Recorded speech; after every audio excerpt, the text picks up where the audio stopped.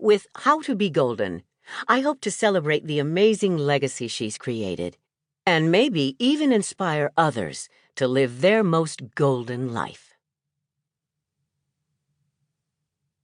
Chapter 1. Golden Beginnings.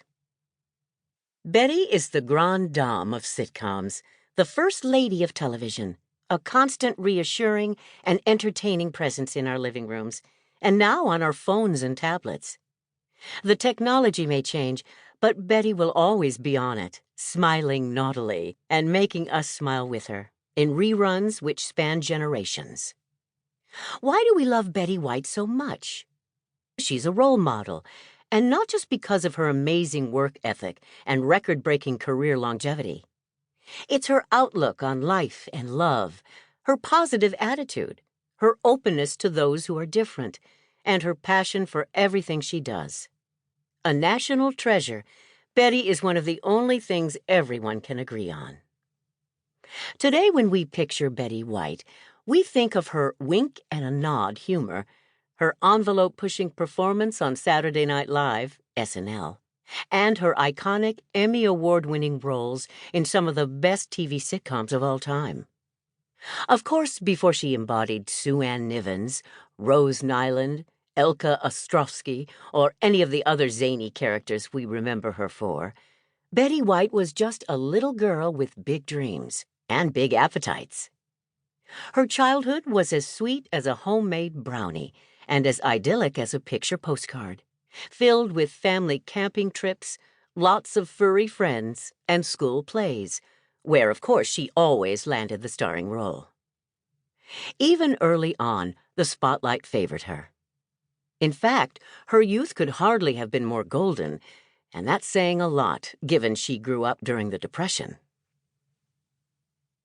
Not Elizabeth, Betty.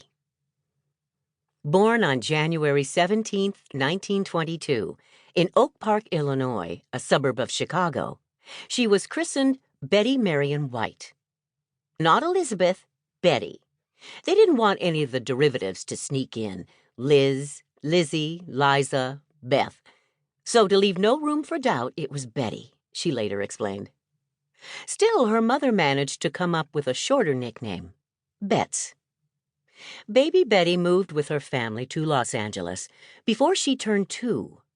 In later years, she'd often joked that they moved to California before it gained statehood. Not quite. That was back in 1850. Still, Los Angeles looked quite different when her family settled on Sunset Boulevard. Back then, there was a stoplight at the end of the road rather than U.S. Route 101. Los Angeles has changed completely, she told Cynthia Littleton's Variety in 2020. But when you see it through memory's eyes, you're not as conscious of those changes. You still see it the way you knew it. When White's family arrived in Los Angeles, what we now know as the legendary Hollywood sign in the Hollywood Hills had just been erected. Back then, it was Hollywood Land, meant to advertise a housing development. The land was removed when the sign was partially restored in 1949. It's not a stretch to say she grew up along with Hollywood, since when her family arrived in town, the golden age of Hollywood was just beginning.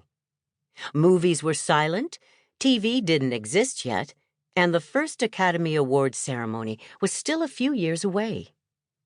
Douglas Fairbanks Sr. and Mary Pickford were America's favorite movie star couple. Other stars of the day included Greta Garbo, Louise Brooks, Joan Crawford, and Charlie Chaplin. Fertile soil for a young star to be. But Betty's best childhood memories have little to do with Hollywood's glitz and glamour.